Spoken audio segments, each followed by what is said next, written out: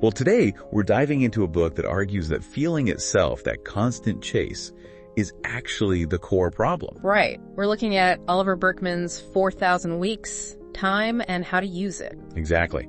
Our plan is to really unpack its main ideas so you can get a grip on this whole time thing without, reading the entire book right now. And Burkeman's central point is pretty striking. He says our time anxieties, they don't usually stem from literally not having enough time, but more from these, kind of problematic ideas we've absorbed about how we should be using the time we have. These inherited beliefs, yeah.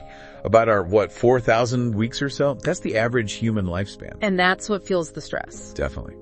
And Burkeman pulls from all over philosophy, psychology, you name it, to explore this. So our mission here is to dig into those tricky assumptions and look at his alternative. Which is more about, embracing the limits, right? Yeah, seeing limitations not as a failure, but maybe as the key. Okay, let's get into it. So one of the first big ideas he tackles is this modern obsession we have with controlling time. Time management, optimization. Right, trying to hack every minute. Exactly. But he points out, and this is really interesting, it often just backfires. It makes us feel more stressed, more impatient. He uses that analogy, doesn't he? Like the difference between waiting for a microwave versus an oven. Mm-hmm. Or think about how annoyed we get with a slow web page compared to waiting days for a letter back in the day. Our tools for saving time seem to make us less patient with it. It's weird, isn't it? You'd think convenience would equal relaxation, but often it feels like the opposite. Like life's just faster. And he looks back historically, which is fascinating. Before strict timetables became common, time wasn't this abstract enemy. Pretty much. It was task-oriented. Life flowed with the rhythm of what needed doing. Tending crops, fixing things. There wasn't this constant pressure to fill empty slots on a schedule. Yeah, the examples are great. Measuring time by how long it took to say a prayer or, other natural functions. Yes. Pissing while, I think, was one. Right. It was grounded in actual experience, not just numbers on a clock. But he's careful to say it wasn't all perfect back then either. Coordinating bigger groups, like monks needing to pray together, that required some standardization. So the invention of clocks. Yeah. Initially for monasteries, right? Yeah, that was a huge step towards our modern abstract view of time, necessary for things like the Industrial Revolution, coordinating factories. Makes sense. But the downside, Burkeman argues, is that we started seeing time as this separate thing. Like empty boxes, hours, days that we feel this immense pressure to fill up and optimize. Which leads us straight to the productivity cult, all the hacks and systems. Oh, absolutely. I've been there. 15-minute blocks, Pomodoro, ABC lists. We've all tried them. The promise is always seductive. Just find the right system and bang, you'll finally feel totally on top of everything, in control. But it never quite works out like that, does it? You just end up feeling kind of inadequate when you can't stick to the plan perfectly. Burkeman talks about realizing that this goal, this feeling of complete mastery over time, it's just not achievable. Exactly. He saw he was using these tools to chase a ghost. And this leads to all sorts of avoidance tactics, ways we try to deny our very real limitations. Like just working more? Thinking if you just push harder? Yeah, or adopting even more complex time management systems, hoping for magic. Or procrastination, which he suggests isn't just laziness. No, it can be about avoiding the fear of failure, right? If you don't start the big scary project, you can't mess it up. Precisely. Or just filling our lives with constant busyness, distractions, anything to avoid facing the fact that we can't do it all, we can't control it all. Compulsive planning, too. Because actually admitting how uncertain the future is, that's uncomfortable. And our culture pushes this idea of individual time sovereignty, that your schedule is yours alone to command, which makes it even harder to accept how much life depends on, other people and things we can't control. And here's the real kicker, the paradox he points out. Right. The harder we try to wrestle time into submission, the more anxious and, frankly, less fulfilled we tend to feel. Right. We pile more on, thinking we can squeeze it in, then get furious when things take longer than planned. And trying to be so independent with our time can actually make us feel more isolated, like gripping sand, like you said. So what's the alternative Burkeman puts forward? How do we shift? It's this fundamental shift towards acceptance. Accepting our finitude, our 4,000 weeks, isn't defeatist. It's the starting point. The limit-embracing life, he calls it. Organizing your days knowing you won't get to everything. Yeah, and that's okay. It's about making conscious choices about what gets your limited attention and what necessarily has to be neglected. And making real commitments, even when they feel irreversible and kind of scary because you don't know the outcome. And dealing with FOMO, the fear of missing out. Burkeman says, look, missing out is built in. Every choice for something is a choice against countless other things. And that's what gives the choice meaning, right? If you could do everything, nothing would really matter. Embracing the trade-off helps focus you. I like how honest he is that he doesn't have it all figured out either. He's grappling with it alongside the reader. Makes it much more relatable, and his point about the to-do list is just logical. If there literally isn't enough time to do everything on your list, then you can't do it. So that inner voice demanding you do the impossible, it's just wrong. But accepting that forces hard choices, doesn't it? What really matters? What gets priority? What ambitions maybe need adjusting? What gets let go? These are the trade-offs. The messy reality of having limited time.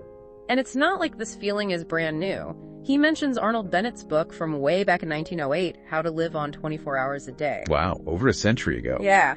Bennett was almost baffled that people needed advice on managing time, but clearly the anxiety was already there, this pressure to fit more in.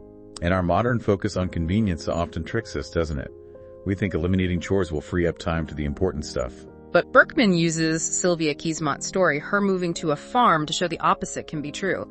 Making time for what matters might actually mean embracing inconvenience, choosing a slower, more intentional path. Her story about just making tea becoming this whole process involving animals and fire, it's such a powerful counterpoint to our efficiency obsession. And this connects to deeper philosophical ideas. He brings in Heidegger. Being in time, yeah.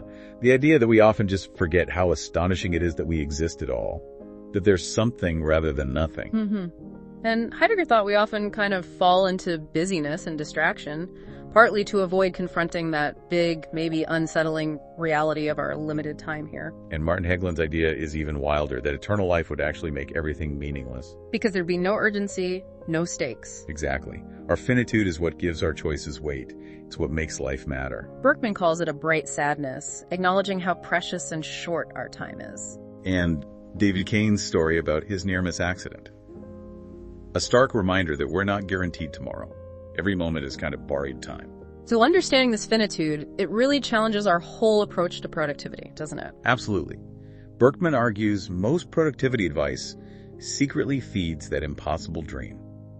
That you can get it all done if you just try hard enough or use the right system. He specifically calls out the rocks in the jar parable. Oh yeah, the big rocks, pebbles, sand. It sounds neat, but it still implies you can fit it all in. It ignores the fundamental constraint. The jar itself is only so big, you still have limited time and energy. So instead of trying to cram more in, he suggests something different. Yeah, the principle of paying yourself first with time. Like with money, you prioritize savings. Here, you prioritize your most valued activities. Creative work, relationships, rest. Schedule them first. Block out time for them now. Don't just hope there'll be leftover time later. Because there rarely is, right? The urgent stuff always expands to fill the space. Makes total sense. Yeah. He also talks about limiting your works in progress. Just focusing on a few things at once can paradoxically make you calmer and more productive. And that perfectionism thing, again, how the fear of not doing something well enough stops us from starting important things. Another avoidance tactic. Now, he takes this idea of facing limits into relationships, too. He uses Kafka as an example. Kafka and his letters, right. Maintaining intimacy at a distance. Yeah, Burkeman suggests it was a way for Kafka to keep the possibility of connection alive without the actual messy compromises and trade-offs of a real lived-in relationship. And that ties into Bergson's insight about why we sometimes prefer indecision. The imagined future can hold infinite perfect scenarios. Whereas real life involves choosing one path, closing off others, and often finding it doesn't quite match the fantasy. We fear limiting our options. Keeps us hesitant. Yeah. But then there's the counterintuitive finding about, well, settling, making a commitment and sticking with it. Right, that experiment where people who couldn't change their minds about a poster ended up happier with their choice. Exactly. Sometimes closing doors, making that irreversible commitment, actually leads to greater satisfaction than keeping all options perpetually open. So the takeaway for relationships is similar. Embracing the limits, the chosen path, leads to deeper fulfillment. Seems to be the idea, appreciating what you have chosen, rather than always wondering about what you haven't. Okay, and central to how we experience all this limited time is attention. Crucial point. Burkeman basically says, your attention is your life. What you pay attention to is your reality, your experience. So if you're spending your attention on things you don't actually value, you're spending your life on them. It reframes distraction. It's not just a minor annoyance. It's potentially diverting your finite life energy away from what matters. And then there's the whole attention economy. So, social media, news feeds, yeah. designed to grab us. And often by provoking negative emotions, right? Anger, outrage. They're very effective at capturing attention. And it's hard to even notice it's happening. The very thing we need to monitor our attention itself, is being hijacked. We just get used to feeling scattered. And often, he suggests, distraction is really an attempt to flee discomfort, whether it's boredom or a difficult task, or even physical pain, like in Shinzen Young's ice water example. So the answer isn't necessarily more focus, but maybe more acceptance. Yeah, learning to just be with the present reality, even if it's uncomfortable, rather than constantly trying to escape it or change it. Which brings us neatly to our urge to control the future. Worrying. Burkeman sees worry as this, repetitive mental habit.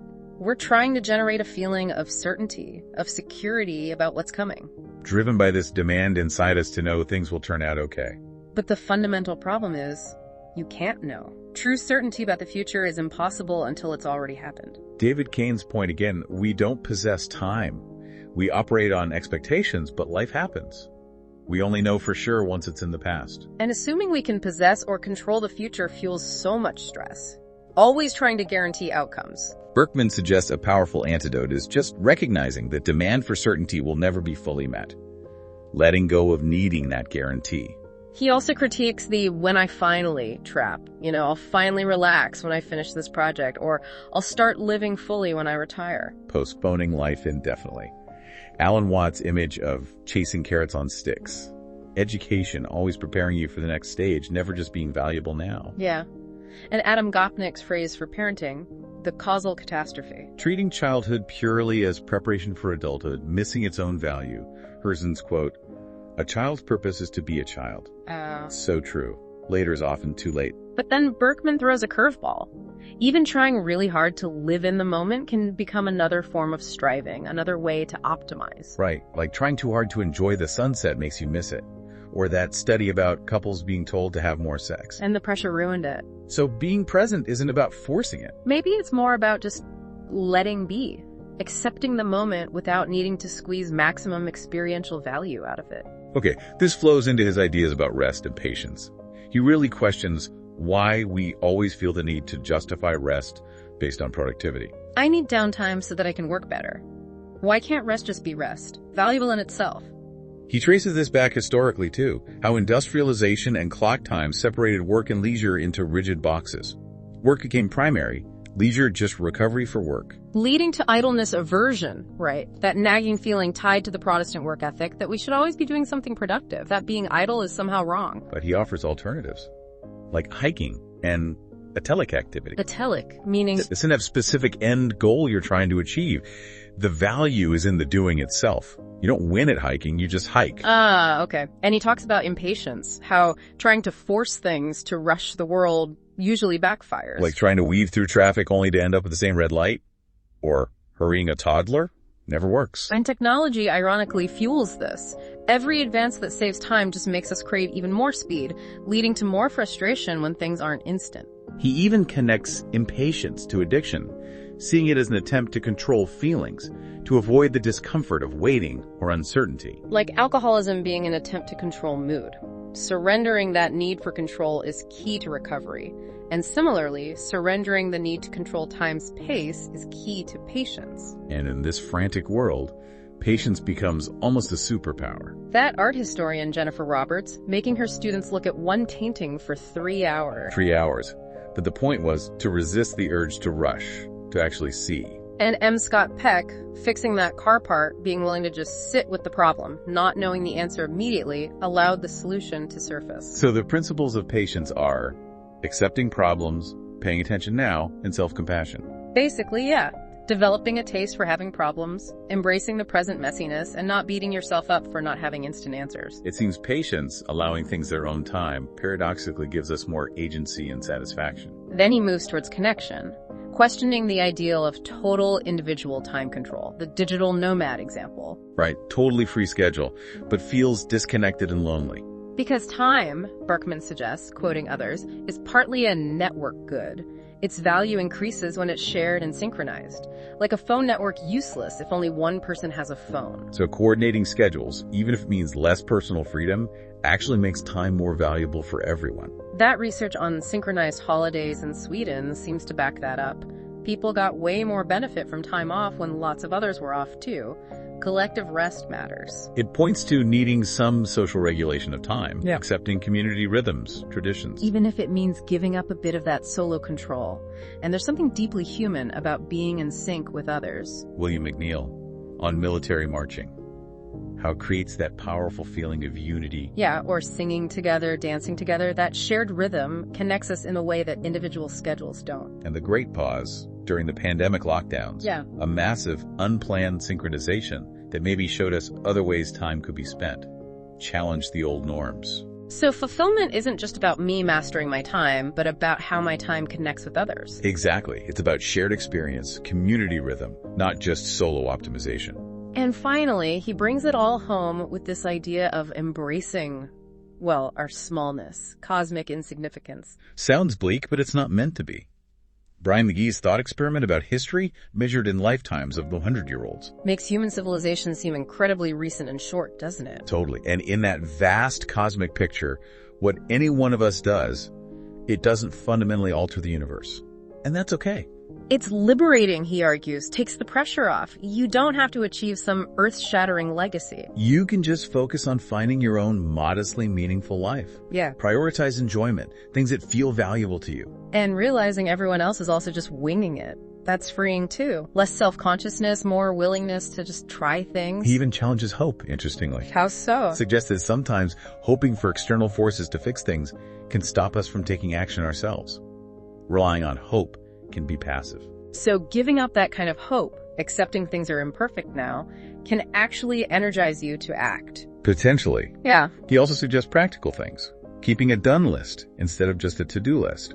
Practicing spontaneous generosity. Even just doing nothing sometimes. Doing nothing as an act of reclaiming autonomy. Resisting the urge to constantly do or fix or optimize. Exactly. Shinzen Young again. Or Jenny Odell's ideas. So the ultimate point about our significance isn't depressing, it's freeing. That's the idea. Accepting our smallness, our imperfections, letting go of ultimate control. That's where peace and maybe even joy are found. In this limited time we have. Wow, okay. So, wrapping up, Burkeman's core message in 4,000 Weeks is really this. Real freedom, real peace with time, it doesn't come from mastering it or getting more of it. It comes from embracing the fact that it's limited and embracing this moment. Think about those troublesome ideas we talked about. Trying to control everything. The endless productivity chase, the fear of missing out. Yeah, reflect on those and maybe ask yourself, what could change in how you relate to time if you really truly accept that it's finite and you can't fully control it? What might you actually start doing now, today, if you let go of that illusion that you'll somehow have perfect control or unlimited time in the future? Definitely some big questions to sit with. Thanks so much for joining us on this deep dive into 4,000 Weeks. We really encourage you to check out Oliver Burkeman's book itself for even more depth.